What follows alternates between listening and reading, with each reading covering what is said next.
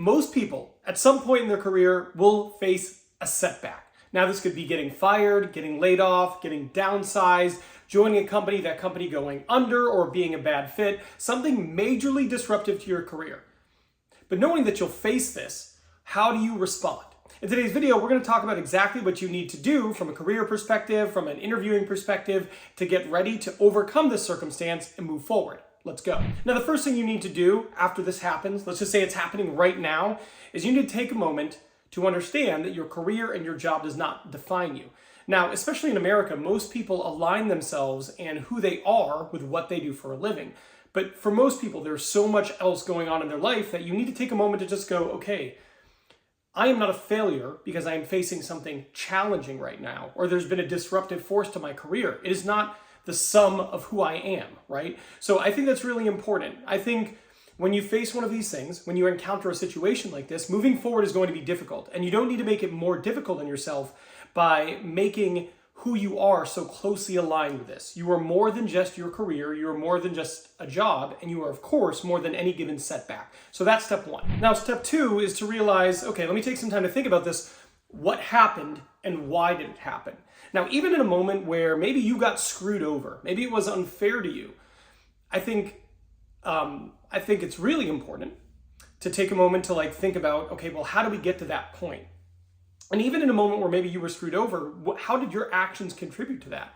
Even when you are the person who probably wasn't at fault, but something bad happened to them, most of the time, some of your actions led you to being there. It could just be accepting that job, right? It could be once you were in that job, did you not look for the signs, or were you not proactive enough to get out of the way before it happened? Whatever it is, I think it's a really important moment before you move forward, before you start interviewing, before you take that next job, before it is whatever you do, to truly digest it and truly understand, okay, what happened, why did it happen, and what, if any, of my actions contributed to it happening. If you're going to truly move forward and move past this, I think that moment is really important to have.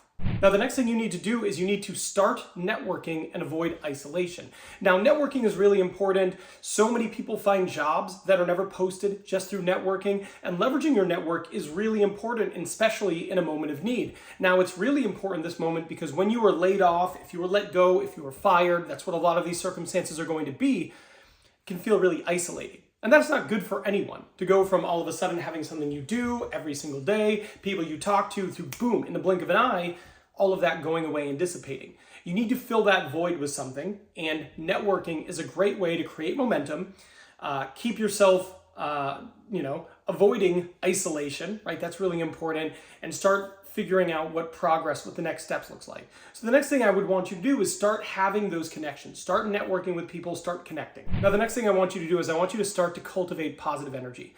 That is probably easier said than done. And I've been there. I've been in a spot where I was let go from a company, and being positive in that moment is challenging, but it will serve you because you're going to have conversations. You're going to have interviews.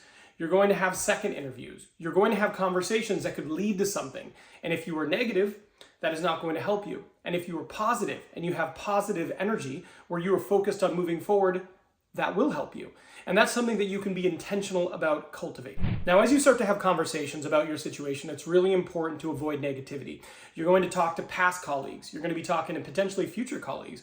You're going to be talking to people, recruiters, hiring managers, people you're networking with, and it's really important not to be negative. The situation you came from might be incredibly negative. You might have been let go and it wasn't your fault. You might have been downsized even though you were doing a really good job. There's a whole host of things that could happen to you that are really negative. But when you're talking to people and you're talking about the way forward, you're talking about the future, maybe they're having you discuss a little bit about why we're in this conversation right now, what happened that you're looking, being negative hardly ever serves you. In fact, I would go as far as to say it never serves you. There's never a situation in which I talk to a hiring manager as someone in recruiting and they go, oh man, Ben, they were really negative about their last job. I'm excited about that. That never happens. Positivity is much more beneficial, and negativity is going to put you in a bad headspace. It's going to have you sounding negative to the person you're talking with. And again, ultimately, it's not going to position you for success. So when you are having these conversations, whether it be networking, interviewing, or just talking to somebody about why you're in the situation you are in, I would avoid that negative talk because it's not going to help you. The next thing you need to do is you need to sharpen your sword. And by that, I mean you need to update your LinkedIn so it's the best possible LinkedIn as it can be. I've got all kinds of videos on that. You can find that. You need to update your resume. You want a strong resume that is going to get you noticed. It's impactful. It focuses on the things you have done, not just lays out, here's what you did at every job, but a truly strong resume. You need to network with people, go out and be intentional about connecting with people who have positions, are at companies you're interested in, or they're people who you had strong relationships in the past who might be able to open a door for you into a new company. And then finally, you need to also practice interviewing. For a lot of people, when they have one of these career disruptions, they're not familiar with what interviewing is like right now because it's probably been a bit since they've done that. And if you're interviewing right now for the first time in a while, the world might be quite different from the last time you did it. So you need to do the things that are going to prepare you to be successful. And what that looks like is it's actually practicing to answer interview questions, practicing to discuss things, talking about the things you've done in your past roles that make you attractive as a candidate. If you were looking for a full guide on how to do that, I'm actually going to link it in the description box. The very top link is my full interview prep guide. And it is everything you need to do to be fully prepared to interview. This is especially helpful if you haven't interviewed for a while, but anybody can benefit from being a truly prepared candidate. That guide has it all. Now, the last thing I want you to do is I want you to truly be prepared to discuss positively what happened in your situation. Now, if you were interviewing and you were laid off, let go, fired, downsized, whatever it was, you are going to need to talk about it. They're going to say to you, hey, what has you interested in looking for a new role? Or why are you on the market? Or what happened at your previous employer?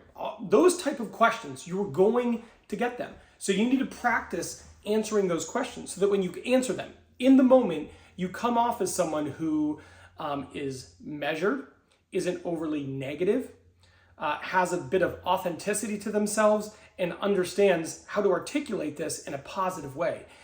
It can be a very hard thing to talk about. But you are going to be asked, and you're going to need to succeed when it comes to explaining why you're in this situation. Now, another thing that might happen when you're going out and you're interviewing for these companies, and this is unfortunate, but you're probably going to get ghosted. That is something that happens nowadays in interviewing, and it's incredibly unprofessional, but it also happens. And it's why I made this video here. This video here tells you exactly what you need to do as a candidate if you are ghosted. That means you interview, and then all of a sudden you hear nothing. This will happen, but if you know how to deal with it, you'll be in a much better position. So I'm done here, but I'll see you over there.